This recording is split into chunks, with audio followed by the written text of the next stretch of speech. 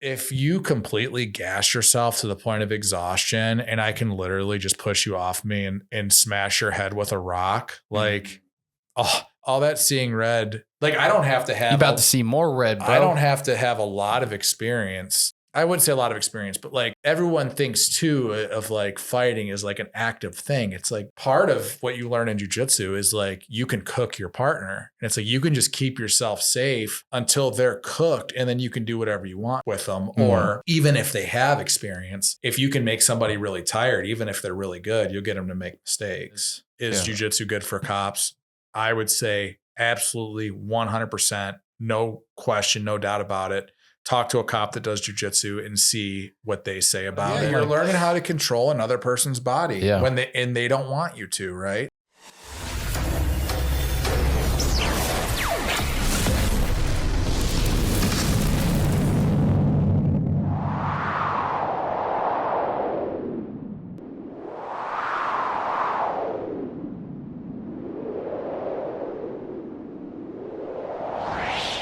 Everybody, welcome back to another episode of Higher Caliber Podcast. Me and Jared are sitting here today with J.R. Reppenstein. J.R.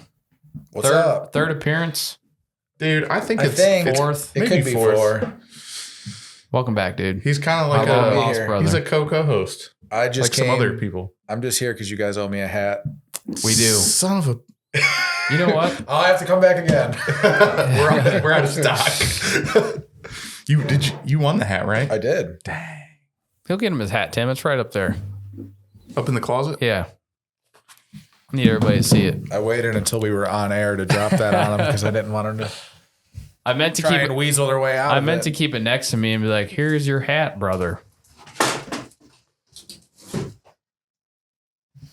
There you go, sir. Dude, that is sweet. Do you guys sell these? We do now. Should we? Dude, check $39.95. I love it. I'm actually in need of a hat. I'm currently, if you don't know this, I'm a big fan of Sheetz. Do you guys have Sheetz around here? I think we're about to get one. I think we're going to get one. So rumor has it we're going to get one. I retired my previous hat that I wore everywhere and I didn't get a new one. So I was at Sheetz because I'm there like every day. It's not an addiction. Yeah. What's the allure of Sheetz? Well, from my perspective, I know they have good Sammys. I know that they do. because the only time I've ever been there is visiting you. Yeah, so they have made to order food, but for me, two things. One, when I leave my house, if I go there's like 3 out of the 4 ways that I could leave my house. 3 of them have a Sheetz. They have food and I don't love like everything there, but they have some go-tos. Like I get the same thing every time. It's always good. I get gas when I'm out working. I get gas every day and they have usually clean bathrooms, which if you work on the road, that's a bonus. It's a big deal. That's the best thing I like about Buc-ee's. Are they the Buc-ee's of the Midwest? I would say on a smaller scale, maybe. It's funny that you say that because I had that thought probably yesterday. It's definitely not on the scale that Buc-ee's is, but it's just solid. Mm-hmm. Yeah. They're not all great. It's dependable. Yeah, like if I'm out and at this point, I know pretty much in every area that I work, I know where the good gas stations are. But if I'm if I'm somewhere and I don't know where to go and there's a Sheetz within 5 miles, that's where I'm going. Like I'll drive past other gas stations to get there. Respect. Do they have good rewards? Well, they give you points. I have a ton of points. I don't know what you get for them though. They reward you with stuff when you give them money. Yeah, that's true. That is true.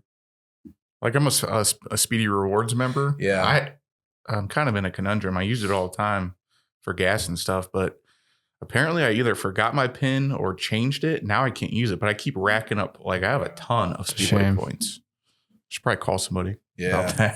Call somebody who cares. I should. Honestly, they should probably sponsor me because I'm there every day. Dude, we'll give them a shout out. I spend so much money there.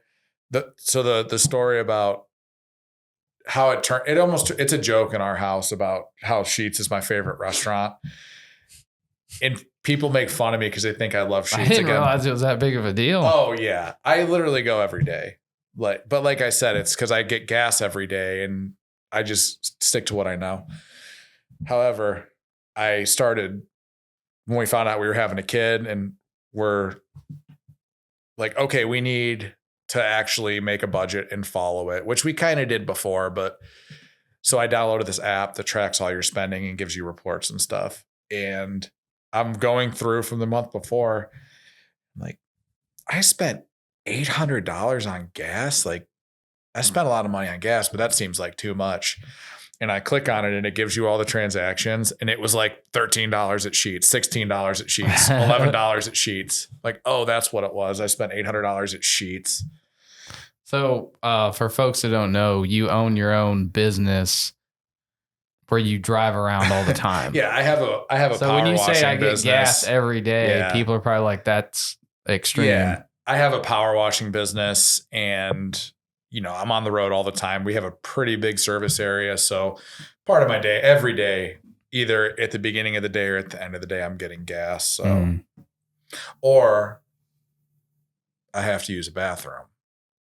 And that also, there is a bathroom. Yeah. So I wanted to talk to you about your business because the last time me and you did like an audio only one-on-one, we talked about it. Mm-hmm. But I'm interested in what you've kind of gone through to try to scale this business from like one pressure washer. You know, you're probably sick of talking about it at this point. But I actually other people get sick of me talking about it. I get fired up talking about it because it's exciting for me. Specifically on scaling. So this is my fourth season. I think when I was here, it was probably my first. Probably second. Maybe first or second, but it's like 2 years ago, I think. Yeah, I started off really small. I was just cleaning windows by myself. And that if I go back even further, I started off mowing lawns, quickly figured out that wasn't going to work for me in the long term. Shut that down, started doing windows. That kind of took off a little bit. At the end of my first year, I got into power washing. And by got into power washing, I mean, I spent a bunch of money on a power washing trailer and I had no prospective clients. I didn't even really know how to do it. I just knew that I was going to do it.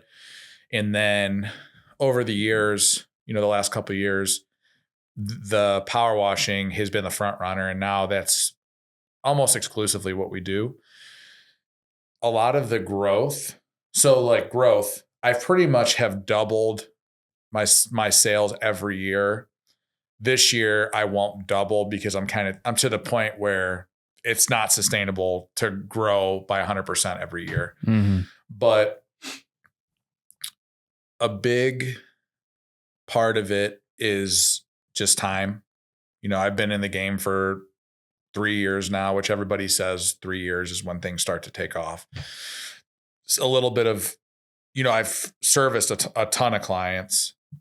That's more exposure, more opportunity for referrals. So that's just like the organic growth. So the organic growth is good. We also have a good reputation, which helps. We just hit 100% 5-star reviews on Google. We just hit 100. We have made like 20 something on Facebook, but we're 100% recommended. So now the Google thing's huge, right? It is. And for SEO, it just helps you pump out. Am I correct on that? Or? Yeah, I don't know. I'm really not informed when it comes to stuff like that. Maybe nobody's supposed to know, right? I think that's what it is. It's like the TikTok algorithm. It certainly helps. It doesn't hurt. Mm-hmm. I don't know exactly how their organic rankings work. There's people that specialize in that stuff. It does help. But for me, the reason why I did it was only so that when people would find us online, well, when I say the reason why I did it, I didn't do anything, right? The people left the reviews. But what's in it for me? I want people to look at our business and say, okay, this is the guy for the job. Yeah. Right. And how do you do that? They've never met me. Most of these people, if they find me on Google, they haven't talked to me yet. I just got to get them to pick up the phone and call me. So, you know, having an online presence and having a good online reputation, that's going to get them hopefully to pick up the phone and call or to fill out our lead form so I can call them. But so that's what's in it for me. The other stuff is just a bonus. And then So that was kind of like the organic kind of stuff. And I will say too, with reviews are a big deal. A lot of people, there's a lot of businesses that have been in business for a long time that don't have reviews, or they have like a few. You have to pursue them. Oh, that's exactly what So you have to pursue it. Yeah. So we ask every client when we close out the job, they automatically get a link for a review. But I tell every person, I say, you'll automatically get a link for a review. You can give us honest feedback, but it really means a lot to me as an owner operator. If you would take the time to leave one, that's how people find us and feel comfortable calling us.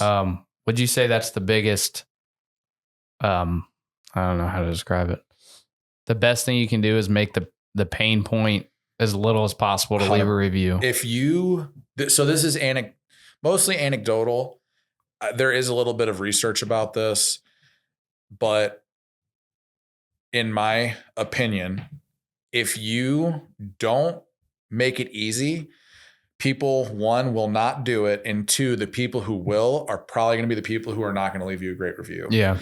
So, I'm not naive enough to think that I'm never going to get a 4-star or a 3-star review. I'm not naive enough to think that there's somebody out there that didn't have a great experience that just didn't leave a review. You can't make everybody happy. Right. And stuff happens. I could fill up a whole hour just talking about all the things that have happened. Well, and it might not even be on you guys. It might just be a Karen that, that day, or maybe that's just what they do. You know, they get their rocks off by leaving. A 4-star review sprinkled in there eventually is not going to be that big of a deal because it almost seems more real that way. For sure. I do agree. For sure. There are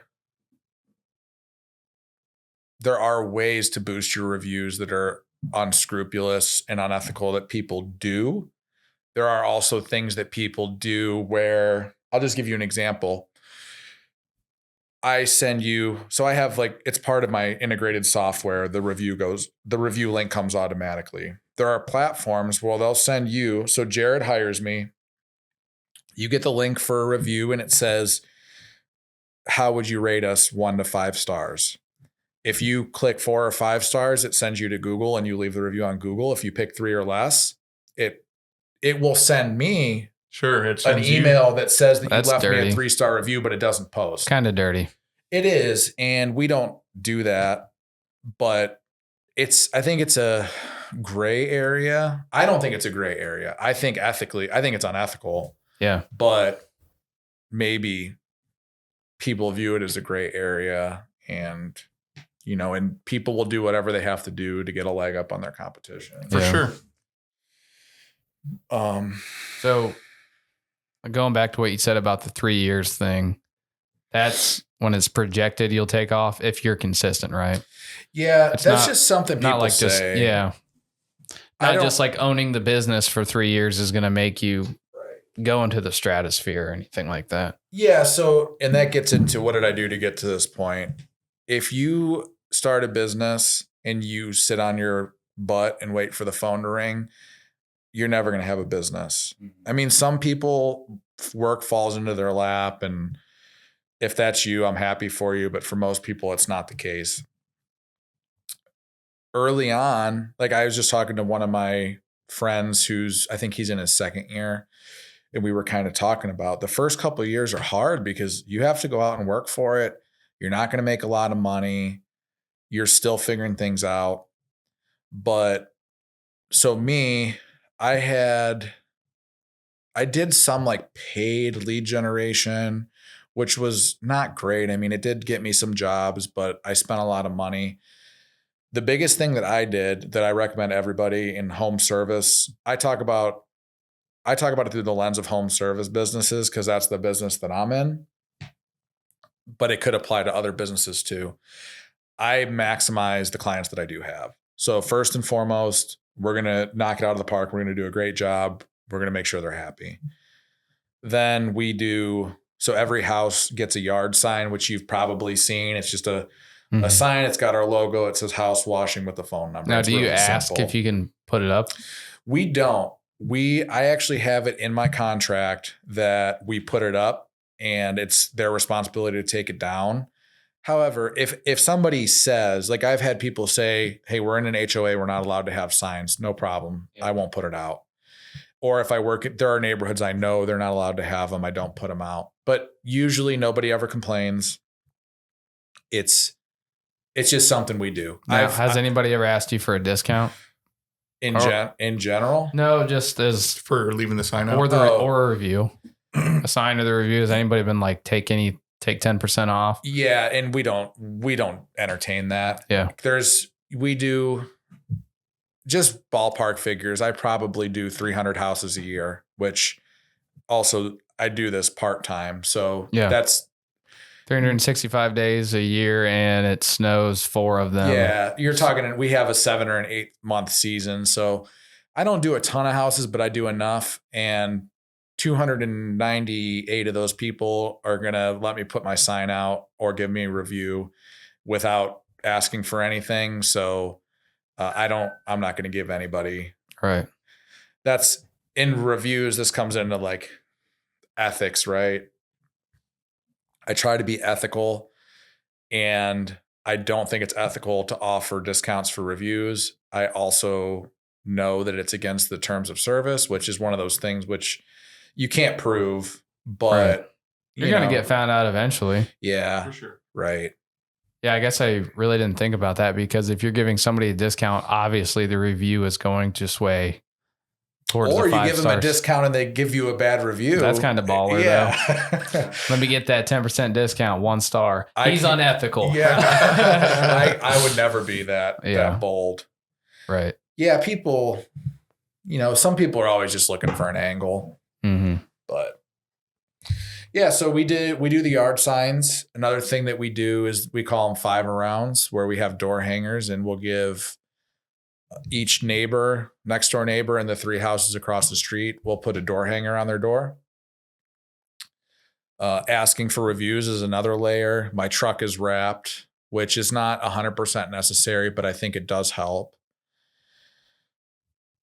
Asking for referrals when you're starting off, you can just say, hey, I'm relatively new in business, and we're still, every lead matters to us. Do you know anybody who might need us? If they live in a HOA community, or does your neighborhood have a Facebook page? Would you be willing to post in there? A lot of people will. Sometimes people are just afraid to ask. But if you ask, a lot of times people are willing to help you, especially if you do good work. People are happy to put your name out there. Especially when you start out, people have a tendency to be a little too cheap, because everybody's business model starting out is, I'm going to do it for less, which is that's fool's gold. Did you start like that? Oh yeah, 100%. And it didn't take me long to figure out why the going rate is the going rate for a reason. And this is not a business 101, small business 101. You should not price based on the going rate, but also if you're providing a service and you're like, you cut lawns, right? And most people are cutting lawns for $40 and you're doing them for $30. Well, there's probably a reason why they're charging $40, especially if everybody's doing it. So you have to be careful of that. But early on, people have a tendency to charge less because they just want to drum up work. Yeah. And then people are really, really willing to share your information because you do a good job. They felt like they got a good deal. And hopefully if you feel like you got a good deal too and everybody wins, that's best case scenario. Yeah. So I saw you made a post a while ago about negotiating price, and that's kind of the same. Yeah. Can you explain that a little bit so I don't have to try to butcher what you said? Yeah. So what I basically said is we don't negotiate prices because we don't have to. And I know that may sound a little like arrogant, and that's not the intention. But what I mean by that is, first and foremost, we charge a fair price. I know what the range is for the service we provide in my area, and we're maybe upper middle. We're definitely not the cheapest. We're definitely not the most expensive. So I know that we charge a fair price and we fill our schedule up. So it doesn't make sense for me to, let's just say, if my average house that I wash is $500, right? And I told you I do 300 houses a year, and some are big, some are small. We do other things too, but just on average, I have 300 spots to fill for the season, and I fill 300 spots. If somebody wants me to do it for less, what sense does it make for me to do it for less when I know that the next guy, or maybe not the next one, but somewhere down the road, somebody is going to take that spot and they're going to pay the fair price that we charge. Now, the other side of that is I offer, so say we're doing a lot of work for you, or maybe just maybe not a ton, but maybe you add your driveway, right? The price that I give you is going to be the best price that I'm willing to do it for. I don't build in extra fluff to say, oh, I'll give you 30% off, or, since we're here, we'll do it for 30% off. I don't do that. I just say, I bid it as a job and say, this is what I'm willing to do this job for. And you can take it or leave it, That was a good basement dry impression. Hey, since we're here in the area, we're going to check your basement and readjust whatever you're paying on your whatever. Yeah. It's a trap that people fall into. And for me, it took getting to the point that I am now, because now I actually have an understanding of what I make on a job and how much it costs to run my business, which because this is a thing that people say, well, it's all labor. I'm here to tell you, it would make you sick if you saw my bank account and you saw how much money I actually spend and like how much we bring in and how much of that actually goes into my pocket, which for the last 3 years has been 0.0. So yeah, it costs money to run a business. And when you don't know how much it actually costs and you don't know what percentage of the job is paying for your overhead and your materials and what percent is actually for you or for profit, it's easy to say, yeah, I'll do it for less. But when if I do it for less, I'm not going to make any money, it's a no-brainer decision. I don't even have to think about it because we don't work for free. Right. So that would be, that's essentially what I meant. It's twofold. One is that people are willing to pay the price. You don't have to cater to every customer. There's someone out there that will make them happy. It might just not be us. Well, let's be honest. It's not like digging wells in Africa. It's a luxury service. Yes. So you can't, if somebody says, I'm not willing to pay that much, it's like, okay, dude, well, pay somebody else. Yeah, do it yourself. Do it yourself. Yeah. You're saving people time and you're making their house look great, but right. Yeah. They're not going to die. So, and I do think it is a luxury service, right? It's not something generally that people need. However, I do think that things should be affordable. Right. And that's where the fair price thing comes in. I'm not trying to, I always say we don't try and hit home runs. We just try and make consistent base hits. Mm-hmm. All I want to do is do enough jobs to like pay my bills and have a little bit left over, not work my whole life away. And I'm not, this is not like a get rich quick scheme, right? And I want people to come back. I want to do your house every year or every 2 years. I don't want you to call me and I give you a ridiculous price and you pay it and then you have buyer's remorse and you shop around the next time. The best clients are the people that, like I said, we make them happy.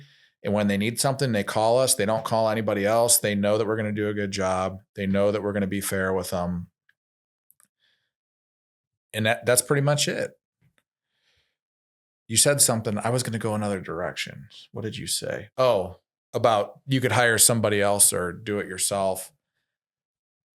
A lot of times contractors, okay, so I speak from my own experience. We're power washers, right? We do a little bit of window cleaning. We do a little bit of like some other things, mostly power washing. Who do you know that doesn't have a power washer in their garage?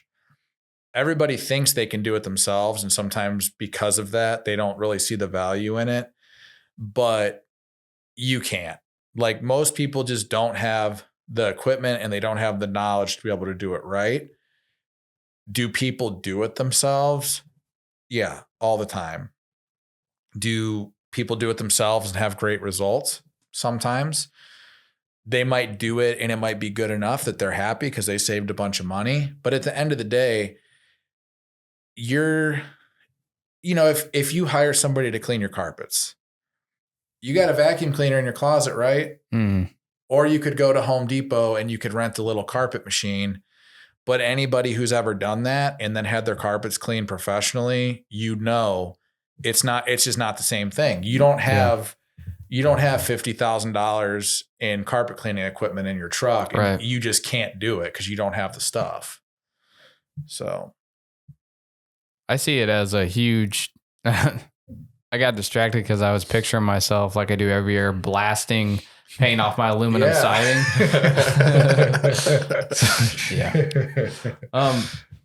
Before we transition to the next topic, what would you tell somebody who wants to do something similar? Like, even if it's talking them out of it or just telling them the cold hard truth, because you seem to pivot pretty well. When something isn't working, you pivot. Sure. I know a lot of people that just run their head into the wall and they're not going to pivot because they're too scared for whatever reason. So I try not to give advice. Maybe to yourself even. Well, I'll just tell you what my experience has been and kind of my observation. The one thing I will say is if you think that you want to do something or you want to start a business, it doesn't matter what it is. What do you got to lose? Just go for it. And you have to, I just heard, it's one of those catchy things. This guy, Mark Evans, is a big entrepreneur. Like he's a very influential person in the business space. He had a podcast and the title was, it was basically like, you have to get going. Yeah. It's like you just, forgive me for butchering this, but you have to get in motion. The hardest thing is starting. You can sit there and think about it and analyze. None of that matters. It's never going to be perfect. Yeah. You just have to take the initiative to start, start somewhere, figure out what you're going to do, who your client's going to be, get a rough idea of how much you're going to charge, and just start doing it. Yeah. We had that conversation the other day, and I think it's much easier to start fixing mistakes than it is to wait until everything's perfect, because it's never going to be perfect. There's always going to be mistakes. Yeah. I'm still new in the business. Like I said, I'm in my 4th year. I'm competent, but I still run into stuff all the time that I haven't seen before. I learn new things every day. Equipment breaks and you have to troubleshoot it. And we've already established, I don't know if we were on air, but I don't like working on stuff. I'm not that kind of person. Mm-hmm. But if I was going to give advice, I would say, 1, just get going. 2, try and find a mentor, which it doesn't necessarily have to be somebody that does the same thing you do. But if you can find somebody, like I have a good friend who kind of mentored me in the power washing stuff. And I can't overstate how valuable that has been for me. I'm sure it was a huge time saver. Oh yeah. And pitfalls and whatnot. It just gave me the confidence that I could do it. He's like, you can do this. It's not rocket science. And I would say the same thing. I would say, if I can do it, you can do it. Anyone can do it. It might be for, what do they say? Like it could be for anybody, but it's not for everybody. Mm-hmm. So one would be just get going, get a mentor. And one thing I will say, because I've been having the last couple of weeks have been terrible I've just had so much stuff go wrong. I told you, like, my truck my truck was in the shop and then it came back and now it's in the shop again. If you do something like this, you are inviting all this stress into your life. So don't be shocked when things happen or if things go wrong. You just you have to be able to adjust and be adaptable and figure it out.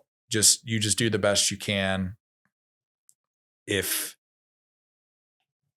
Sometimes I look at things like, how would I treat this if I was working for somebody else? Because sometimes when you work for yourself, you put way more pressure on yourself. Yeah. Than if I just worked for a company and I had this problem, I wouldn't think twice about it. You would just you would deal with it, but you wouldn't internalize it and make it like part of 100%. Yeah. You're like, well, this happened, which sucks, but it's probably because A or B or this person or that person. And when you're the founder / owner, then everything's on you, which it is, but it's not worth killing yourself over. I think the thing is, when you own a business, you internalize that as your identity. Like, you are the business. Yeah. Maybe not everybody, but I think a lot of people do. I certainly do. Do you think that's a part of people's failure to launch? They're worried about what other people think of their business. And they're like, oh, these people are going to make fun of me for this, and this. But then you realize only like 12 people are even paying attention to you. So the more you scale, the more successful you get, and the more you scale, then people are actually looking at you. So why not just start a business where nobody cares about anyway until it actually goes somewhere? Yeah, I definitely think, if I understand your question, I think that does keep... It's more the failure to launch is what I'm getting at. I mean, it's analysis paralysis, right? Yeah. So I think that's part of it.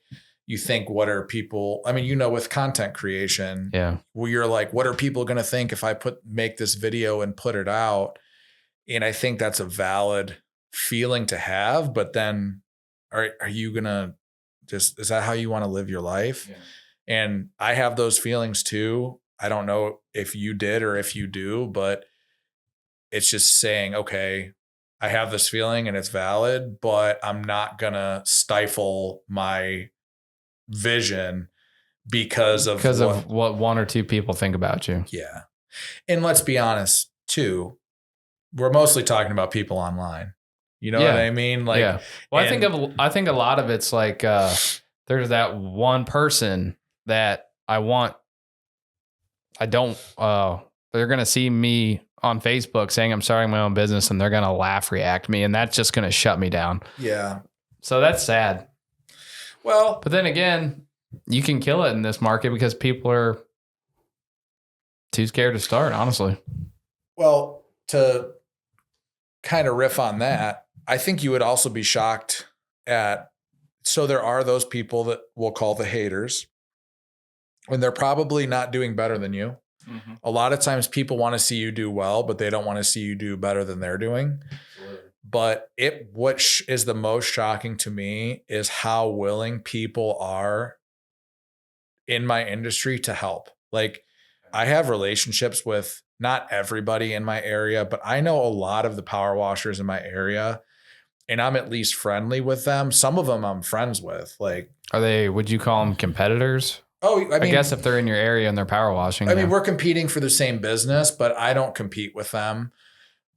Like, I would tell if somebody said they were getting other quotes and somebody said, I got a quote from Jared and he was 10% cheaper, I would say, send it. I know Jared, he's a good guy. I'm sure he'll do a great job for you. And that comes into where I said too, that I won't negotiate. I would be happy for the business to go to you.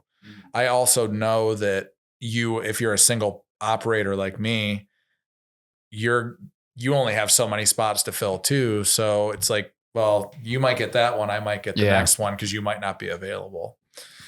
Rising tides type of. Yeah. And I run my business from a place of abundance.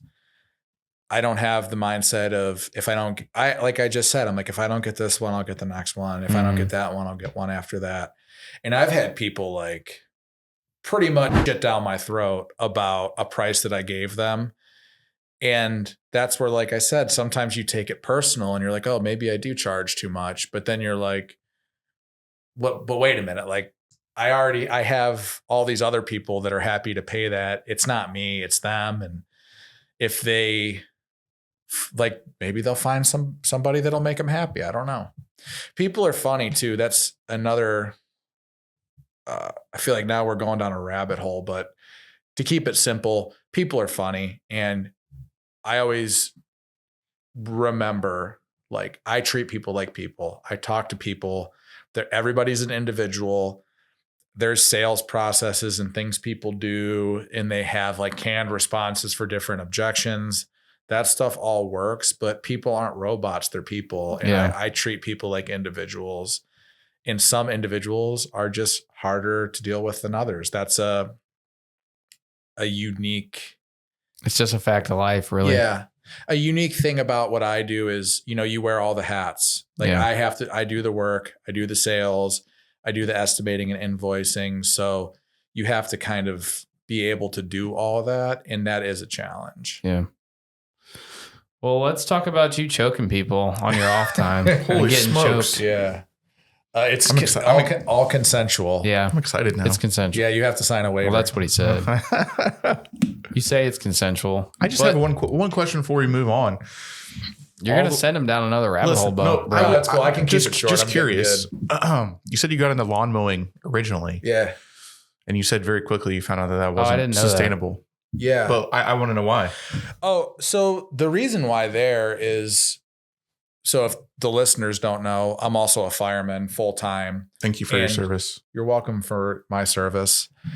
And the schedule is not ideal. A lot of firemen do cut lawns, but I know a lot that do. So I was just curious. And it can be done. It just, the problem is if I was going to do lawns, I would want to say, hey, you are on this day and come the same day every week. As you know, if you're a fireman, you can't do that. Sure.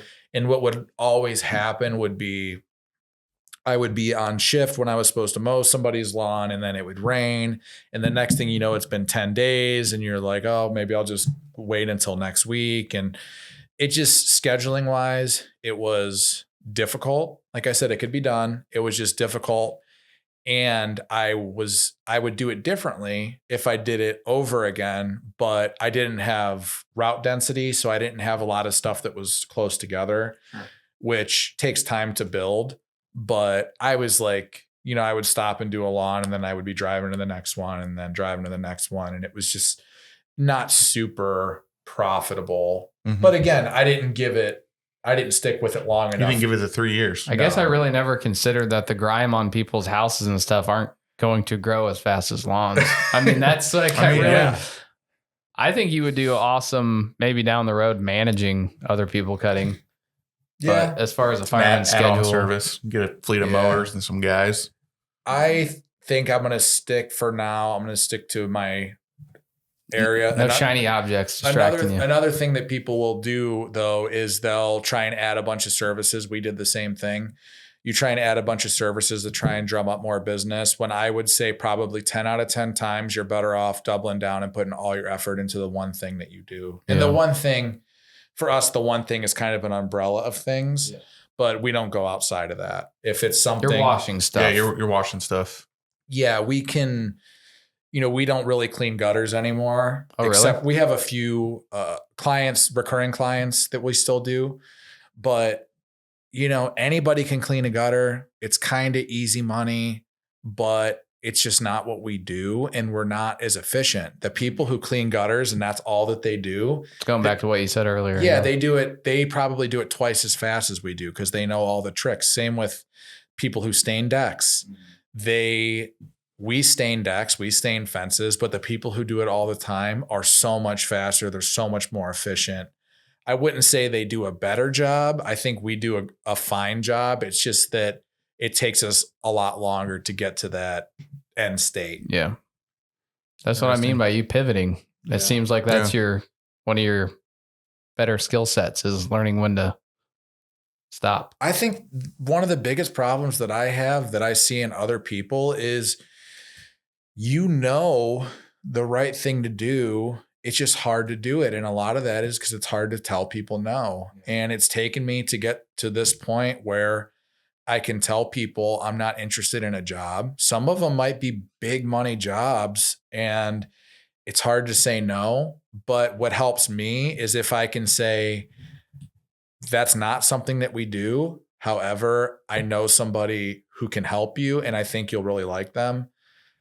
And that took me time to build that network too of people where I can feel comfortable giving your name out to somebody you can trust. Exactly. So yeah, that's been a big help for me. Cool, man. That was a good question. Yeah. You were on a roll and I didn't want to stop you. You know what I mean? So It's a fair question. And people ask all the time. It's just, you got to do what works for you. And that, I was very stubborn and hard-headed with the power washing because it would have been easy to give up before now. I was not as hard-headed with the mowing. However, I saw and see more potential in what I'm doing now. When I was mowing lawns, I was I felt like my max potential the juice wasn't going to be worth the squeeze for me. Yeah. So speaking of squeeze, Jared wants to talk about choke people. Yeah. You've been doing jiu-jitsu for 9 years. Yeah. How did you know that? Because I don't think I ever even told you that. Saw You did. It was a Facebook story. No, you told me. Okay. And you're right. We haven't had somebody on yet that's consistently done jiu-jitsu for 9 years. I know you've always been into like MMA and stuff, but before I knew you, were you ever doing jiu-jitsu type stuff? Yeah. So I started when I was maybe 19. I did a little bit of MMA and a little bit of jiu-jitsu. Well, jiu-jitsu would fall into the umbrella of MMA, but I did like a little bit of jiu-jitsu and MMA. And I fell out of it. I probably did it for maybe a year, maybe not quite. And then I kind of fell out of it. Then, I had the army and You had to go to the army. Well, but so I basically had a layoff for years, probably. I can't do math, 7 years. And I always missed it. And one day this is not a joke, but it sounds like a joke. I was working in the laborers union and I was pulling up some like old asbestos tile in a school building or something. And it was like 100 degrees in the middle of the summer. And I was listening to a Joe Rogan podcast and it was Joe Rogan and Jocko Willink and they were talking about jiu-jitsu. Yeah. And I was just like, I'm going to go back tonight. And I did. You just went to the dojo? I went to the same place that I trained at. It's not a dojo. It's a gym, right? I call it a dojo. People call it. I call it a dojo, kind of like tongue in cheek, ironically. Yeah. But a school, academy, a gym, bar, pub. You could call it whatever you want. Okay. I didn't know if there was like some taboo. Okay. One thing about jiu-jitsu that we might get into though is it's not super traditional. Some schools are more traditional, but generally people are not super traditional. It's not like, bow to your sensei. Mm-hmm. It's a dojo, not anything else. Or there are some of those traditions that some schools do have, but generally people are a little more modern. Well, can you tell me before we get into it, what jiu-jitsu is and what jiu-jitsu isn't when it comes to common misconceptions? I would say the best way to describe jiu-jitsu is it's a grappling sport that doesn't allow striking. And the goal of the sport is to essentially control your opponent in a way that leads to either strangling them or breaking their limbs. So like from its infancy, was it no striking? Doesn't it loosely mean throwing or something like that? I think, okay, and people are probably going to come for me. I'm not a jiu-jitsu historian. Okay, yeah. But I know so early on, I think jiu-jitsu translates to gentle art. Pull that shit up, Timmy. Doing it. I think jiu-jitsu translates to gentle art. Jiu-jitsu, modern Brazilian jiu-jitsu was kind of invented, if you want to call it that, by Helio Gracie, who learned from Maeda. I don't know his first name, but he was jiu-jitsu was basically born from judo, or at least modern jiu-jitsu was born from judo. In Japan, and then taken back to Brazil, right?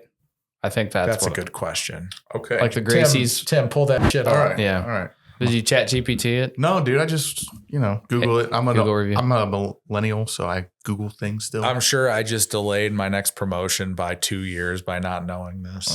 Oh, man. So, a modern martial arts discipline with ancient roots. The word jiu-jitsu derives from the Japanese word Ju, J-U, meaning gentle, and jitsu meaning art, gentle art. Gentle art. Well, Yeah. you did say that, I think. Yeah. It's the gentle art. Yeah. I don't know if Helio went to Japan to learn from Maeda. I think Maeda was the one who taught him. However, It's crazy that it wasn't even like that long ago. no. To answer your question too, it was originally a fighting sport. So I don't know if it was originally created around, like, I think that the fact that your partner could hit you was always kind of a part of it, but I don't know that it was originally like a fighting sport. But also important to note, do your own research. Like I said, I'm not a historian. I don't know all the roots. I can't even read. But okay, yeah. Is there a text to voice option on this? Yeah, for sure. So how did jiu-jitsu get popular? Well, jiu-jitsu really got popular through the early days of the UFC, where it was no holds barred fighting. Yeah, for sure. And Royce Gracie was just like dominating people with jiu-jitsu. So I think that's an important distinction too, that one of the criticisms of jiu-jitsu is that it's very like, it's a sport, and maybe it's not, the way that it's practiced in sport is not 100% applicable to like a real fight. But like, don't forget that the reason why we're even sitting here talking about it right now is because of the early UFCs when it was so effective. And now when you look at mixed martial arts, like professional mixed martial arts, everybody knows jiu-jitsu. Everybody has some kind of grappling base, even if they don't have a black belt. Some of them don't train traditionally, like they might not even be ranked like in a traditional school, but they have the knowledge because it's a requirement. Yeah. Where it used to be like a superpower because you knew this thing that other people didn't know. Now everybody has like a base level of knowledge on it in MMA. Yeah. So what belt are you? I'm a brown belt. And if you don't know about jiu-jitsu, you're probably thinking like, why do they have this amateur? Like, why aren't you a black belt? Usually most people, if you train consistently, it takes about 10 to 12 years to get a black belt. So it's a black belt in jiu-jitsu really is. It's like a doctor. It's an achievement. It's like a lifetime achievement. And people have got them way faster. People have probably got them way slower, but there's a little bit of gatekeeping with the belts in jiu-jitsu. And I'll be the first person to tell you, belts really don't mean a lot. I'm sure there's lower belts than me. They could mop the floor with me. I'm sorry to cut you off, but I'm going to lose my thought. It's better if you ask questions because I'll just keep going. When you say they don't mean much, would you say it means more if it's connected to the, would you call it the trainer or because people talk about training at like a Gracie gym. So if they get a Gracie black belt, is that where the identifier is? Like, I'm a black belt. Well, who'd you train under? Well, that's gotta be. So right? they call that lineage, which is like, who did you get your belt from? It's gotta matter. It can. I would say largely it does not. Largely, the thing that matters the most is you as an individual and your knowledge, your skills, and your abilities. There are some people who are notorious for producing higher quality competitors or fighters. They're basically putting their stamp on them, right? Yeah. But where it gets a little bit diluted is there are people who have a name, they have a marquee name and it's really just a business model for them. And they're pumping out belts, and they're people that don't really, I'm not going to say that they don't deserve a belt, because it's not for me to say. Is there an objective way for somebody to earn a belt? That's the trickiest thing, is there is really no objective way. It's almost 100% subjective. It's up to your instructor when they feel that you're ready. And I think that's one reason why people struggle with it and why we struggle with retention, is there's not a clear path. But I don't think that there can be there can be a clear path as far as if you if you had been training for a year and a half, and you're a white belt and you are looking to get the promotion to blue belt, which is the next belt. I could objectively tell you, I would work on these things if I was you, and they would probably be big picture things.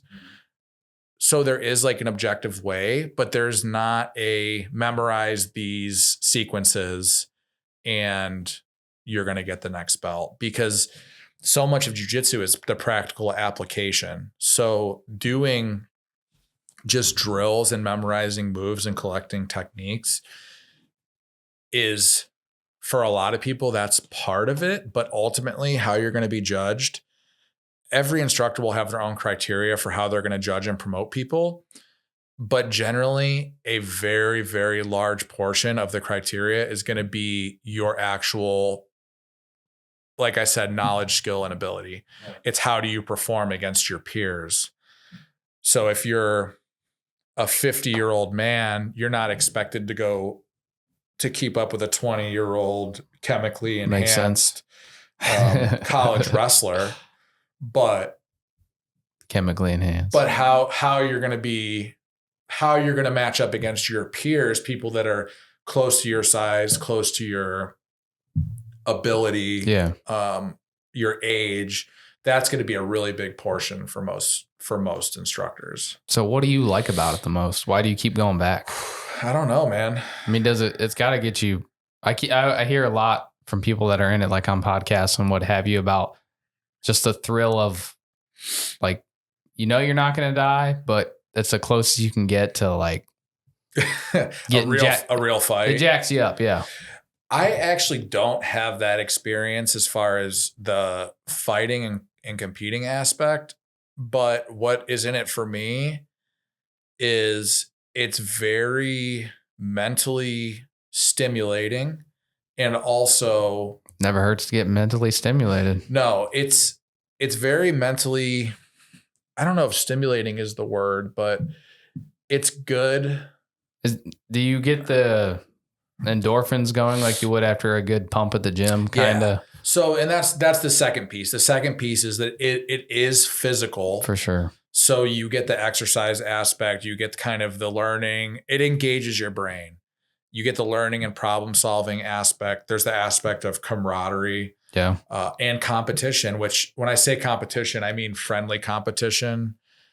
I don't think when you train in a academy or a dojo, your teammates are your teammates. They're not your nemesis. So when I say competition, I mean, you're competing in a friendly way, even though sometimes it can be not so, it can still not be not so friendly among friends, but there's no hard feelings about it. It's just, this is what we're here to do. And that's just, I can't describe it. People who do jiu-jitsu will understand what I mean, but to people who don't do it, it's really hard to understand. I'm sure seeing yourself getting better at something's got to be rewarding. It is. And this is another problem. You never feel like you're getting better because the people that you train with, they're also getting better. So like, it's literally like the temperature of the room just keeps going up and up and up and up. And you might not see any objective improvement. And then you see somebody. So like this is the example.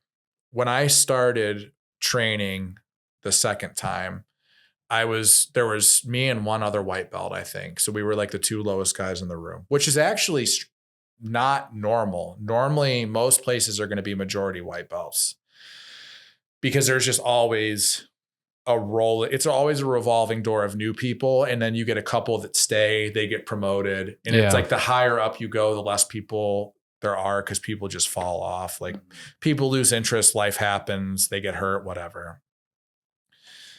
So it was me and one other guy, and I just got mauled for like 2 years. And at this particular place, it was not like the jujitsu's for everybody kind of place. It was a very like hard-nosed environment. Yeah. And I don't say that in a bad way. It was tough.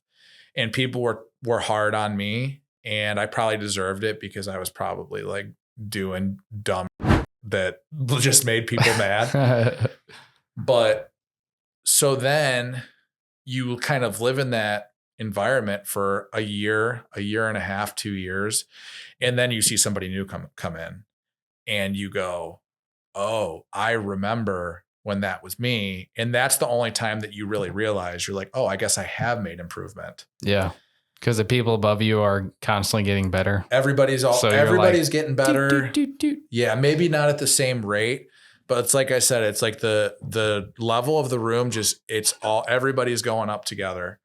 So it's really hard to compare yourself to other people, which is an important thing that I tell people is don't compare yourself to other people. It's hard to do, but when you come in, you know, if you are brand new and you got a guy that's been training for a year and your goal is I'm going to eventually be better than this guy, you have no control over that. The only way that's going to happen is if he like slacks off or stops training. Or there's exceptions, but I think you get the point. Yeah. That's wild. So you're telling me it's not like Army combatives at all? No, not at all. And a lot of times, this is another funny thing about jiu-jitsu is men specifically, because women like it. I don't know if you know, Sarah does jiu-jitsu too. My wife, Sarah, she's a blue belt and she's tough. Like people think, I'll put it to you this way. I mean, she's an average sized woman. So most men are going to be bigger than her, but some of these women, if you look at them and think like, what could she possibly do to me? If you're not bigger and stronger than she is, you're like, sometimes she'll give me a hard time. And obviously like I outweigh her by over 100 pounds. I could pretty much just do whatever I want to her. But there's times where she'll catch me slipping and she'll like actually almost put me to sleep. Hell yeah. And I'm just like, you can't live in the same house after that. I mean, it's tough because you're married with a baby on the way. Yeah, right. But good for her though. That's awesome. Oh, and she loves it. That's the thing. Did she think she was going to love it? No. So she's not training currently because she's over 8 months pregnant. Yeah, you don't want to do that. So I was doing jiu-jitsu.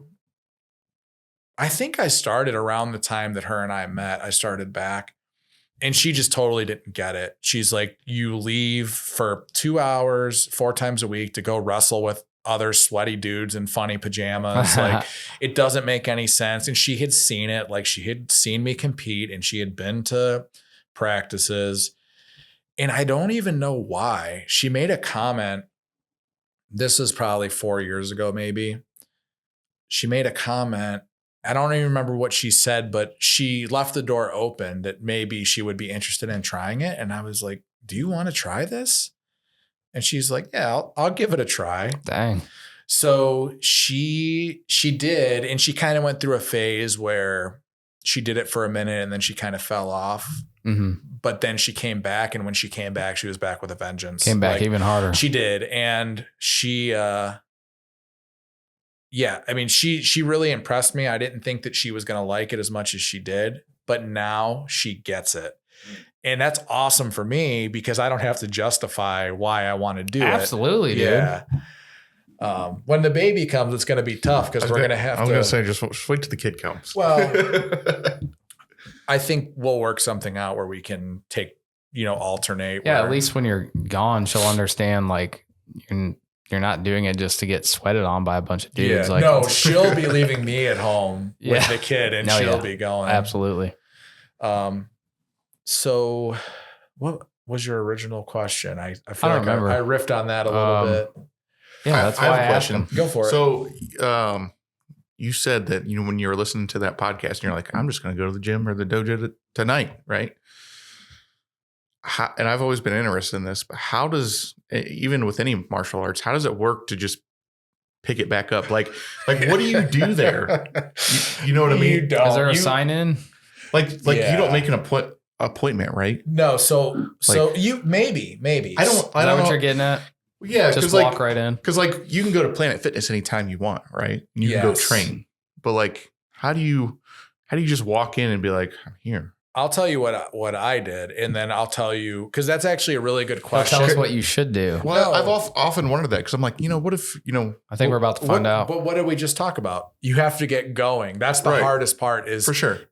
I don't know if I've ever told anybody this.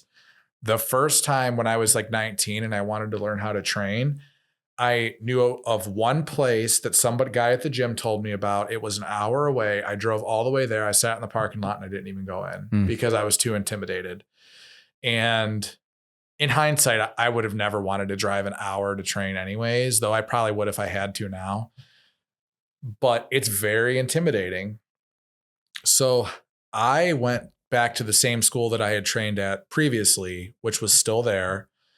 And I just showed up. I thought it was funny because I thought class was at 7:30, but it was at 7. So I walked in 30 minutes late on my first day. But it was 50% of the room was the same people that were there when I was there years before. And they're all purple, brown, and black belts. And I'm just coming back and I'm this lowly white belt. But they all recognized me. Even the coach, he I don't know if he remembered my name, but he might have. But he was just oh my God, he's how are you? And he came over and shook my hand and I just got right into it. That's a nice place to start. Yeah. So that was it. And I was there. I was there for a couple of years.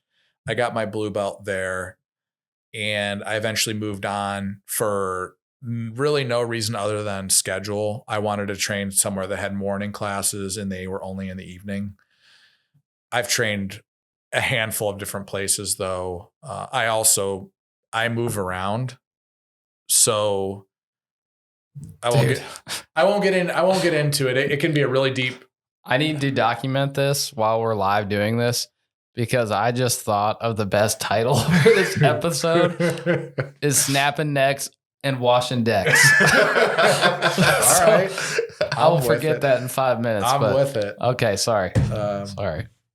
I will do your deck as long as I'm doing the house too. But if it's just a deck, I don't want it. I'm just kidding. Sorry, dude. So I derailed you. No, well, I was already derailing myself. I've been around. So it's I've trained for 9 years, but I've been around. I have a lot of friends that train at different places. I've trained at different places. I have good relationships with other schools, with other instructors. And in the old school jiu-jitsu, that was really frowned upon. But now it's becoming more common or at least more accepted. So, I just know, I don't know. It's not I only know this where I've trained jiu-jitsu. It's I kind of have experience outside of there too. But before I get too sidetracked, because you asked about how do you get started? Okay. So you're interested in jiu-jitsu. You want to try jiu-jitsu. What I would recommend is get on Google or maybe the most expensive gi you can find. Mm-hmm. Yeah. Get a limited edition show you roll. Probably run you $700. Don't do that. But you can always resell it if you never wear it. So get on Google. If you know places, if you know people who train, you could talk to them. Anywhere, start wherever, be like wherever you're at is where you're going to start. I would see what places are in your area within driving distance. Proximity is really important. You know, if you have a place that's 5 minutes away, I would check that place out. I would say the three most important things in my opinion: proximity, how close is it to where you live or work or where you're going to be? 2, the schedule. Do they have a class schedule that is going to fit your needs and wants? 3, and this is arguably the most important, but it takes a little while to know if this is going to be the place for you. The 3rd is culture, gym culture. I think that's by far the most important. So what I would recommend is find a school. I would try and find at least 2 or 3. You can travel around if you want to hit 10 of them. Or if you're in like a big city where they have, like when I was in San Jose, there's probably 50 schools within a short drive. If you want to try all 50, then so be it. But I would find 2 or 3. You can reach out to them usually and set up a time for you to come in for your first class. However, I can't speak for everybody, but most of the schools I know, completely unnecessary. Show up, whatever time class starts, come 15 minutes early. Introduce yourself, say you're there to try a class. If you just want to watch, you can watch. Again, I know it's difficult. Just do it. They're not going to throw you to the wolves. So this is where the culture comes in. Hopefully they're not going to throw you to the wolves. That's what I was going to ask. What are the key things to look for in a good culture? Because I'm thinking of the guy who shows up like, is this supposed to happen? Yeah. I mean, that's a real concern though. And that's the thing that I warn people about, especially it seems to be a trend that people who are a little bit older or maybe not in great shape are getting into jiu-jitsu. And those are the people that I warn the most. It's like, if you walk into a place and it's like I was talking about, those early 20s college wrestler, just jacked, trying to murder each other, that might not be the place for you. And you have to be able to advocate for yourself, right? Now, I still say, I think most places you're probably, as a new person, you're going to be pretty safe. But when I talk about culture, and that's why I said culture is really it's hard to get a read on it right away. I think for me, with someone with experience, I can see some of the signs. Like I would say for me, and like I already said, I visit other schools, I go to other schools, and it's still not easy. Sometimes it's harder with experience because if you go into a school with a colored belt, you kind of have a target on your back. Like I was going to ask that, like, what's up, big shot? Who the fuck is this guy? This brown belt that I've never seen. Like, where'd he get that out of a Cracker Jack box? Like, do you have to like kind of prove yourself then? Well, I think part of it is subconsciously people, they want to see what you're made of. Also, they want to see how their belt stacks up against yours. And I would say I'm to the point now where it's really not a problem, because usually the people who will come at you the hardest are the lower belts, like the kind of blue belts and purple belts. And and I've already established there are 100% blue and purple belts out there that can mop the floor with me. But generally, I'm going to be able to handle myself against most people. So it's like they can come at me as hard as they want and I'm probably going to be okay. And also, I know when I'm visiting a place, if it is like that, sometimes I'll just give in and I won't keep, instead of trying to prove myself, I'm like, okay, if they want it that bad, they can just have it. And sometimes that disarms people when they see that you're not going to try and win at all costs, that you're willing to give them a little bit of slack. So from everything I've heard, it sounds like if I was going to try it, it's the higher belts that you want to spar with the first time that aren't going to get you hurt. Typically, yeah. In most schools, like in our school, okay, I don't think I established that I also have been teaching for either 4 or 5 years. So I have of a little bit of experience with instruction as well. Does that make you a sensei? No. I don't know what that means. I don't even know what that means. No, people just call me John. Some people will call me like Sensei John. What do they call me? I'm making everyone call me master from now on. Yeah, dude. No. Some people will call me coach. I'll accept that, but I mostly just want people to call me by my name. I'm not an authority figure.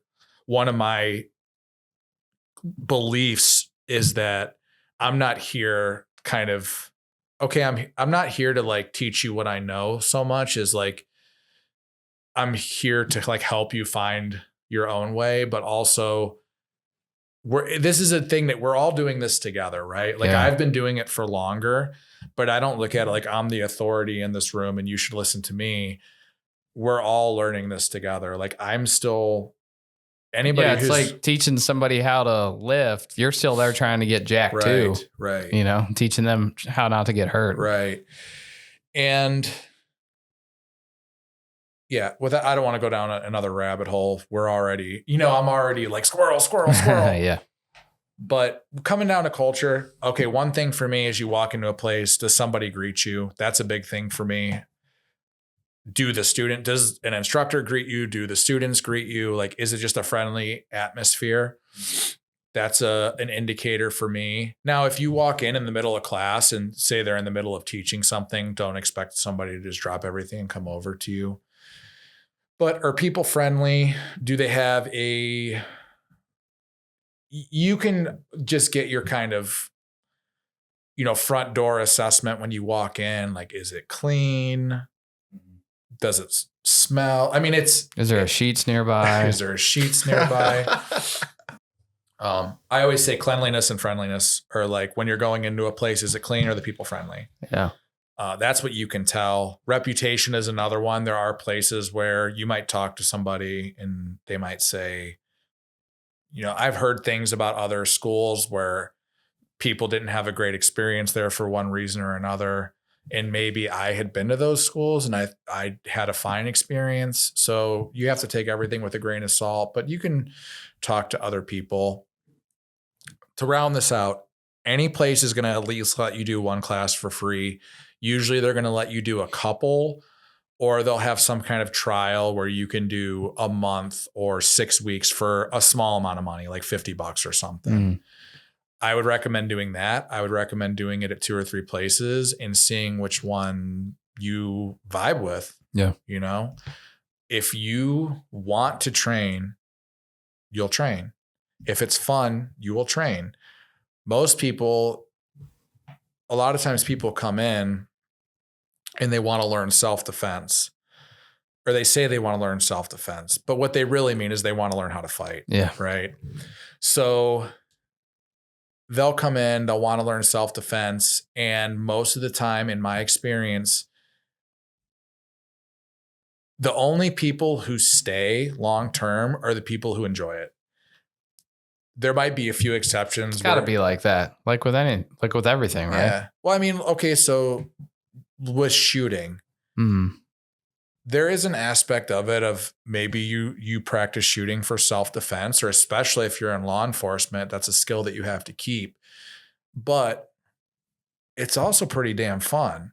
Right. And I would be willing to bet the people who are the best shooters, I'm not talking best in the world, but you go to a local tournament, a masterclass shooter shoots because they like shooting. They're not doing it robotically because they're like, that doesn't mean you always want to do it, but it's not, they're not like, I have to shoot my 2,000 rounds. Yeah. They don't want to dry fire for an hour every day, but at the end of the day, going to the range with their buddies still a good time. Yeah. So yeah, you have to have fun. You have to feel welcome. You have to want to train. And that's really, to me, that's the secret.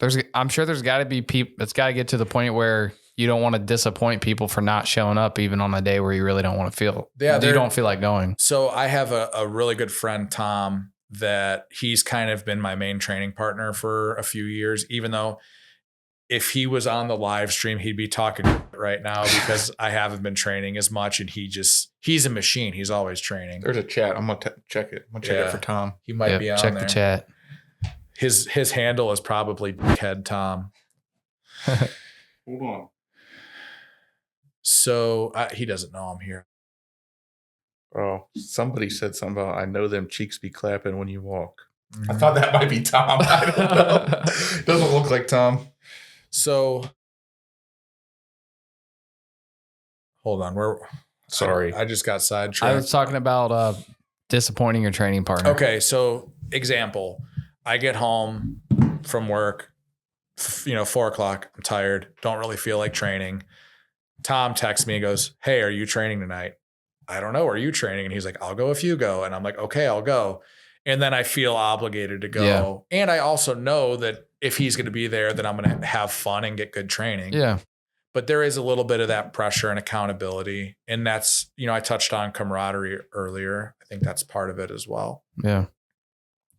I could literally go on about this forever. So I'm just trying to hit the high points now. But yeah, if you're interested, just try it. If you don't like it, you don't have to keep doing it. Find a couple places, try them out, see what the culture's like.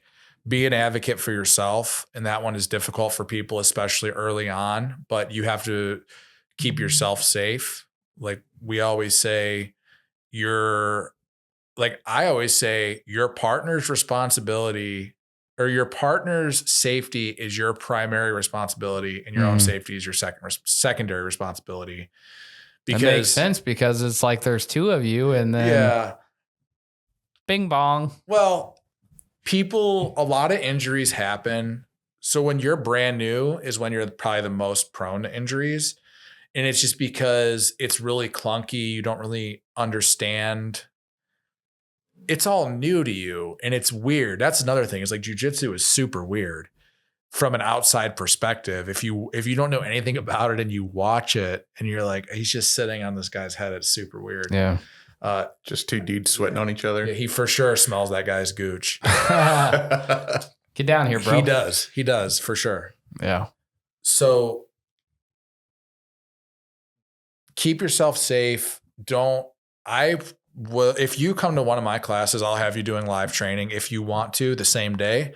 However, it'll be with me or with somebody who I really trust. And the reason why we do it is to get people over the fear of live training. And we try and show them this is not a real fight. And to back up on that too, one of the biggest benefits of jiu-jitsu over some other sports is you can do it for real. When you're sparring in practice, that's like as close to the real thing as you can get. If you're in a competition, usually it'll be a little bit faster, a little bit more intense, but you'll know in training, if your stuff works because you're doing it for real. You're not doing it halfway. So we try and get people over the fear of live training. I have my own kind of training methodology. I should say one that I use that does not represent the opinions of my dojo or my instructors, but I'm a big fan of learning by doing. I like to get people in there and get them doing the thing, right? The game is the best teacher, so let's play the game. Mm-hmm. A lot of people get really, when they're new especially, and when I say new, I'm not talking first day, I'm talking first couple weeks, maybe even months, for some people longer. I want to get them in there. I want to get them comfortable. People are uncomfortable just touching another person in that way. It's like I said, it's super awkward. It's even worse, like when your partner's just staring straight into your eyes and they're just like, grab my neck. But grab my neck, bro. So I get people going as soon as possible. You do have to be careful. I would say the most dangerous thing you can do as a new person is spar with other white belts. Blue belts are hit or miss. There are some blue belts. My school is pretty good temperament wise. Most of our blue belts are pretty safe, but there are certain people where I'll say, hey, if they ask you, just say no. Try and you have to trust me on this one. I don't want. It's not that they're a bad person or that they're going to try to hurt you. They're just not a good matchup for you. Yeah. So that's part of my job as an instructor is, like I said, to kind of help you and guide you. But at the end of the day, and I've seen this before too, I've told people, I said, I would not recommend going with that person. And then I turn around and I see them paired up and it's like, well, you're an adult. You make your own decisions. I warned you. And you signed a waiver. And it doesn't mean something bad will happen, but I don't want to see anybody get hurt ever. But especially if you're brand new and you get hurt like in the first couple of weeks. You're never coming back. Yeah, it's rare. Some people get the bug really early on and they do come back, but it's tough. Yeah. And it just sucks. What kind of injuries do you see in the newbie? Yeah, what's a newbie injury? Labrum tear? So I can tell you a specific injury I cannot give you. I mean, you see a lot of just the big ones. You see everything. I mean, people tear or mess up their shoulders, people tear their ACLs, people have messed up necks and backs, people break. I mean, broken bones are rare, but it can happen. I've seen dislocated shoulders. Oh, I bet. But I will say how people get hurt. I can tell you how that happens. Usually it's people either doing kind of like wacky stuff, uncontrolled falling body weight is a big one. Like we're a really big proponent of being in control. First, we teach you how to control your own body before you learn how to control your partner, but be in control of your own center of gravity. And that's the situation too, where you take care of your partner, right? You don't just drop your uncontrolled weight on them. It's just super high intensity is another one. And that's a difficult thing for people to overcome early on. Because again, one, they're trying to compete. Two, they're like hopped up on adrenaline. Like I said, they feel like even though they know it's not a real fight, they feel like it's a real fight. I've even heard stories. This has never happened to me, but like I've heard stories of brand new people like punching somebody. And then they're like, oh, I never explained that we don't hit each other. You know what I mean? Yeah. But just being, we say spazzy, just being spazzy. Yeah. Just the ego thing alone when somebody else is on top of you or something. It's difficult. Yeah. It's gonna see red. Yeah. Gonna see red. We talked about that on the phone. Oh yeah. So the other thing, the last thing before we talk about seeing red is probably, and I think the least common, but another way people get hurt is when they're in a submission and they try a little too hard. They let it go a little too far when they should tap. They should basically submit. And going back to the ego thing. Yeah. And that's one of those two where we preach about taking care of your partner. Like I would never intentionally, even if I had you in like a fully extended arm lock and I knew that I could just break your arm, I would not take it to the point of breaking, even if you weren't tapping. But you wouldn't be that guy that's like, well, he didn't tap. Right. I would, after the fact, I would just say, dude, I could have broke your arm. You really need to tap. Yeah. But there's also people. So like my friend Tom, we have a relationship where if he gets that, say he gets that position on me, he's probably just going to hold on to it and make me try and figure out a way out. Right. Like, cause sometimes I'm like, okay, just tap me so we can start over. And he's like, no, I'm just going to hold you here until you figure out a way out. Strength and honor. Yeah. The seeing red thing too is it's a meme, but it's also true. Cause if you've never experienced jiu-jitsu firsthand, people think I'm just going to see red. Right. And I'm just going to go like in bodies will hit the floor, but my anger will get me out of this. Yeah.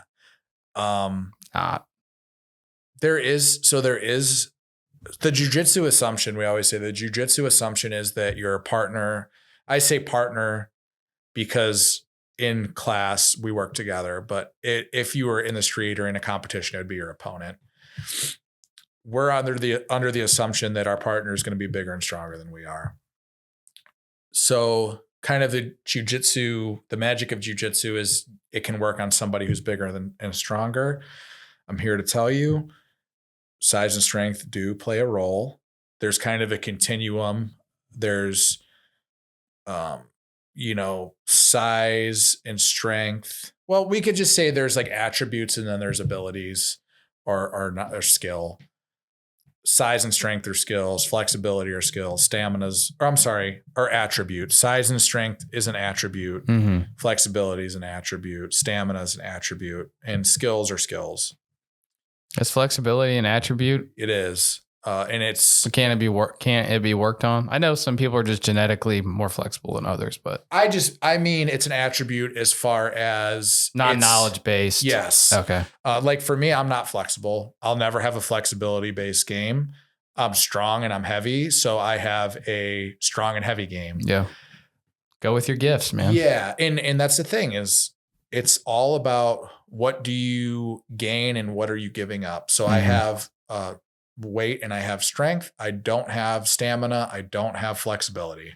So that's kind of interesting where you get like stylistic matchups, but I just wanted to get that out there because people will say like, well, yeah, I mean, 110-pound woman is not going to be able to fight the mountain, right? All right. Okay. Well, no, I don't think anybody is saying that, but you definitely can. So there's like the three things I'll say like size, strength, and skill. You can go, and I would even say like age is in there, but you can definitely punch up if you have skill. So a lot people always say, they're like, oh, it's easy for you to say because you're 240 pounds. It's like, yes, I'm aware of that. However, I still train with people who are 260, 280, 300 pounds. Mm-hmm. And 300 pounds doesn't feel that much better to me than it does to somebody who's like 200 pounds. Yeah. Yeah. So, there is that aspect of it. The seeing red thing. Look, see red all you want. It's like you think you're going to step into the box and hit a home run off a major league pitcher just because you have the mentality. It's like, bro, he's striking you out in 3 pitches every time. I mean, you killed in the streets. Yeah. And there's also something I've heard it called the 100-second rule, which is people can freak out for about a minute and a half or 100 seconds before they're just completely exhausted. And, that's a part of jiu-jitsu too, is if you can survive, and this is more, I guess, in a self-defense scenario, but it could be in tournament or like competition too. If you completely gash yourself to the point of exhaustion and I can literally just push you off me and smash your head with a rock, like, all that seeing red, like I don't have to have. You're about to see more red, bro. I don't have to have a lot of experience.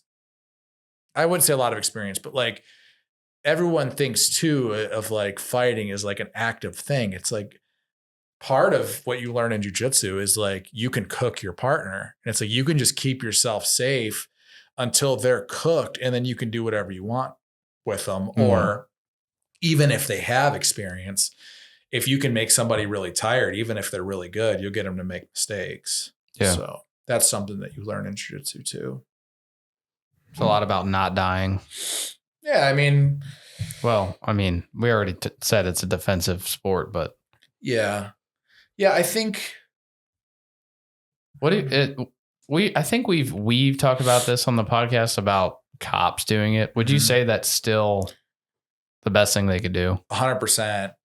Do you think it should be mandatory? No. Well, here's the thing. Nobody's good at mandatory anything. I get that. But do you think there should be an introduction at least? So where it gets weird, and we have the same things in the fire service, is like what should be mandatory. I mean, how are you going to tell somebody? Well, I'll tell you this. they're not going to make it like part of the workday and pay these guys to do it. Right. So now you're saying, oh, there's this mandatory thing that you have to pay money to do. I mean, their shooting quals are mandatory and they pay them to go do that. Yeah, but that's like twice a year. Or That's 3 what, times. yeah. Once a year, Yeah. probably. No, you're right there. You're not going to do anything on once a year jiu-jitsu class, but. So again, very good question. Jiu-jitsu is a superpower for cops. It's a superpower for anybody, but talk to any cop that you know who's got kind of a moderate level of skill in jiu-jitsu, and they'll tell you it 100% helps them. How could it not? You're learning how to fold people in ways they shouldn't be folded. You know what I mean? Yeah, you're learning how to control another person's body when they don't want you to, right? So there's a guy too. He's on TikTok. I think his handle's Mad Skills. He's a really good. He's a jiu-jitsu black belt. He's local in the Cleveland area, and he's works as a cop too. I don't remember where he works, but he's competed in jiu-jitsu at high levels. Like, he's very good, and he's talked about that a lot. And he's like, I use jiu-jitsu all the time at work, and for somebody like him, he's like so good at it that he's not going to run across somebody on the street that he's not going to be able to arrest, Yeah. And I always like to say this: I'm not a cop. I'm not telling anybody how to do their job or making any suggestions. Cause like, we all know who wins first in a fight is whoever's friends show up first. Right. Fair. So, I'm not saying that jiu-jitsu is the end all be all. Like, your best weapon is between your ears. Use your brain first, de-escalate whatever you got to do, call for help, de-escalate this goes not just for cops. This is for everybody. Don't get in a fight in the first place. But, like I said, somebody like him, he's not going to run across somebody on the street that he's not going to be able to arrest or subdue. So there's also, weapons and stuff, and that's a whole other thing. Like, I'm not here to talk about that. I guess your question is jiu-jitsu good for cops? I would say absolutely 100%. No question, no doubt about it. Talk to a cop that does jiu-jitsu and see what they say about it. And something else important about that. So what I would caution people about is, with jiu-jitsu, it is a practice. It's not I go to this seminar, because I went to a combatives for law enforcement seminar just to kind of see what it was all about and see what they were teaching. And I thought the information was really good. A lot of people in there had never trained before. I thought it was a great introduction. However, that teaches you just enough to get your ass beat, because the techniques are good and they work, but jiu-jitsu is not the techniques are not jiu-jitsu, right? The value of jiu-jitsu is doing it against a resisting opponent, and it's the practical knowledge that comes with it, right? So that's what I would caution people about, is even if you can only do it once a week or twice a week is actually great. Like, people think you have to do it 5, 6, 7 times a week. Once a week is good. Twice a week is better. 3 times is incredible. Yeah, you're really doing it at 3 times a week. But if you go to like a seminar or you do a class like every now and then, and you're not doing live resistance training, you're kind of like, I would say maybe it's better than nothing, but be careful. You got to be careful that you're not going to try and do something. There's probably a lot of false confidence there. I've seen videos. This is what I'll say about it. And again, I'm not criticizing. I'm not hitting on anybody. I've seen videos. There was a video of a cop who was trying to arrest somebody. I think it was in like a Walmart, and he was on top of whoever it was. I think it was a guy he was on top of, and he like goes to an arm bar, and you can kind of tell that he had some training, but it wasn't like really smooth, and he could have just stayed on top of the person, which would have been tactically a better decision. That's what I worry about, is you get the Dunning-Kruger where a little bit Like your actual knowledge is here, but your confidence is here. Yeah.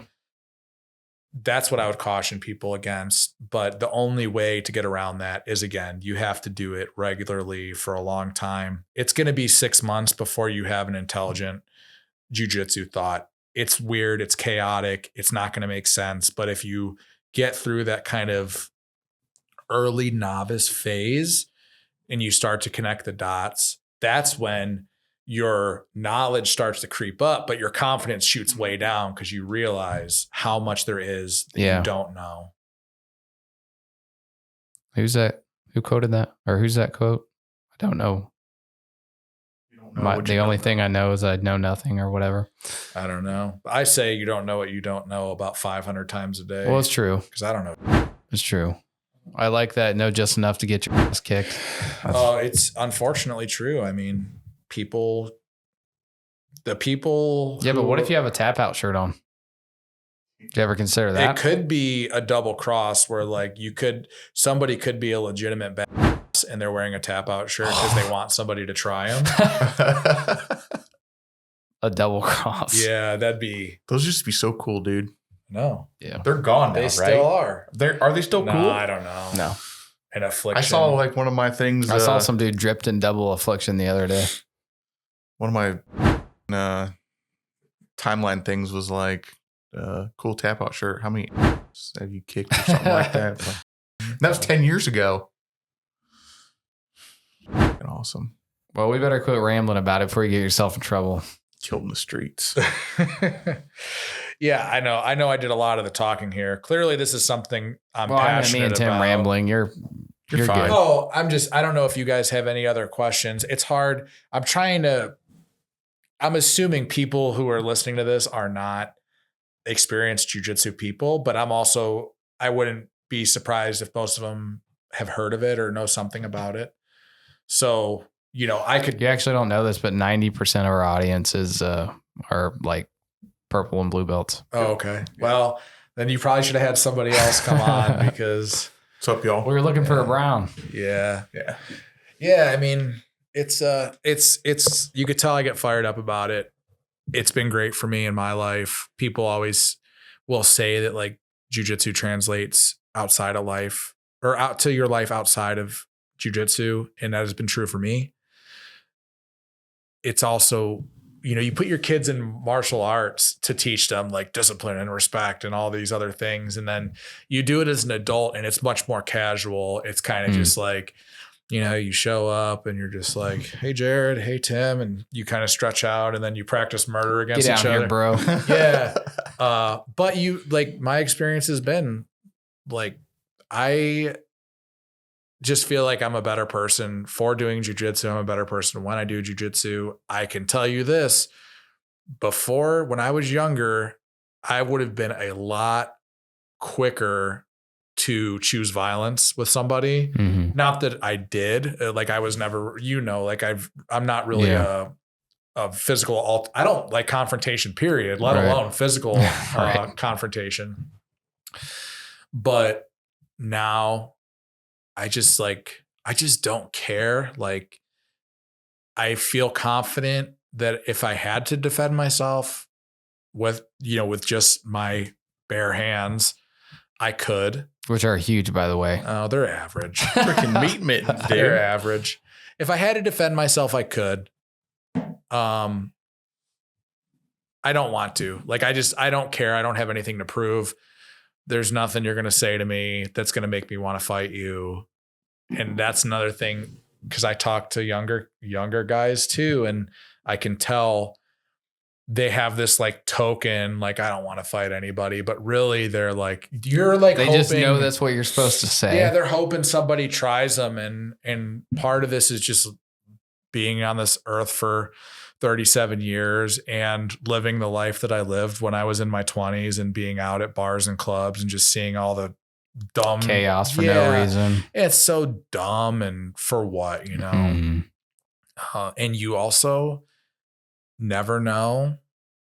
You walk into any room now and you're bound to throw a rock and hit somebody who does jiu-jitsu or MMA or something. So I don't really like think about it like that, but it's just, there's no reason. Use de-escalate, walk away. I actually think Jocko Willink said something on his podcast, and I don't know I'm not a Jocko bootlicker either. This is just something that he said, that it was basically like a homeless guy said something to his wife on the street, and somebody made a comment about like, why didn't you like tune that guy up?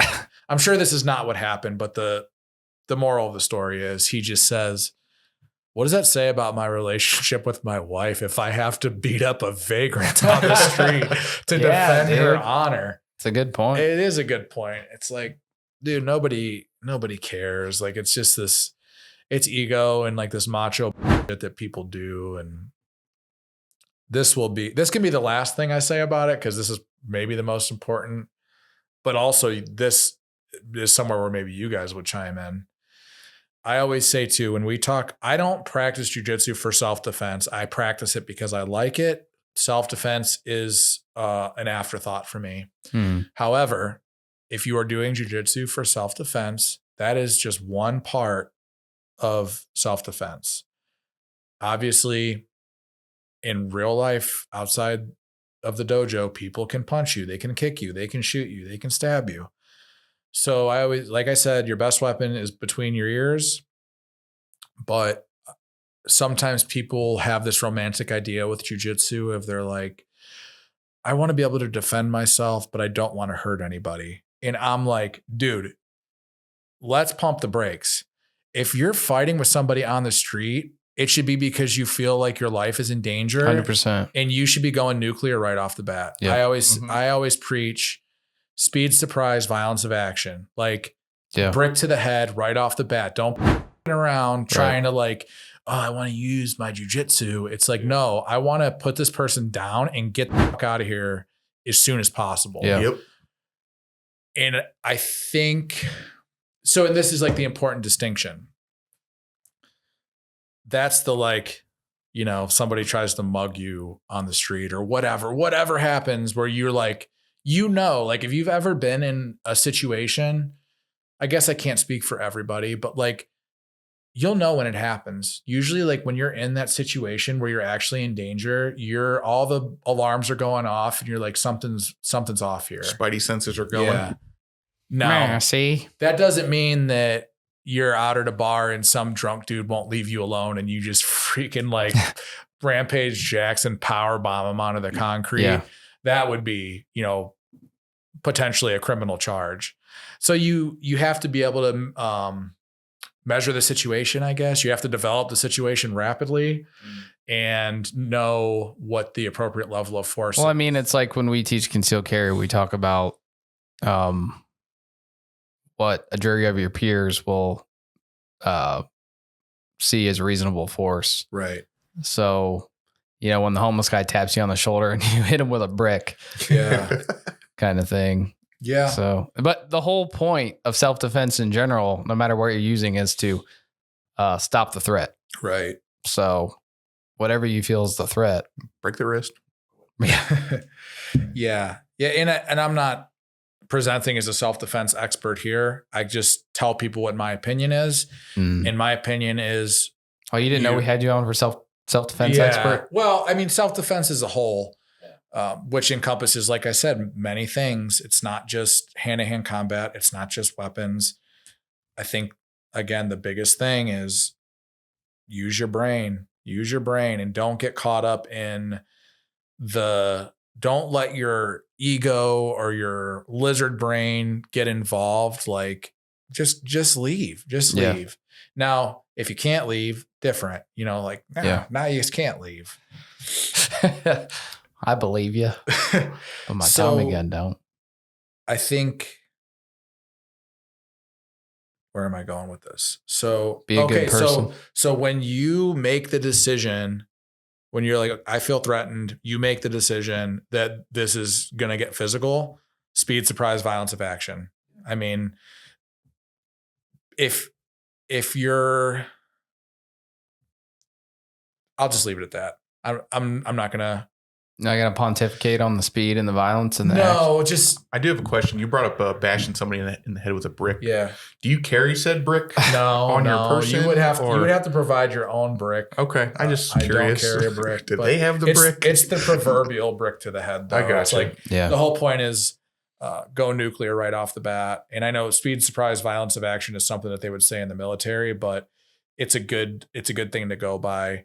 I know that there's legal ramifications for things, and you might have to justify yourself in court. Yeah, that's not something you want to say in the back of the cruiser is speed, surprise, violence of action. Yeah. But at the end of the day, and you also have to make sure, because it's unfortunate, but sometimes you see these self-defense scenarios or cases where the person who acted in self-defense actually escalated the situation to that point. And that's why I'm saying it's like, just walk away. Like, don't let it get to that point. I'm talking about when you're in a situation where there's nothing you can do to leave. You didn't do anything to escalate the situation. And you're just between a rock and a hard place where you're like, my safety is in jeopardy. And my only option is to get physical. Mm-hmm. So it should always be last resort. But when you make the decision, be first, right? Yeah. That's like the two people who win in a fight. One, whoever's friends show up first. Two is probably whoever throws the first punch. Yeah. And hopefully the first one's a good one. Because if you miss, you might be in a world of hurt. Yeah, for sure. He told me to punch him, so I punched him. Yeah. I made a.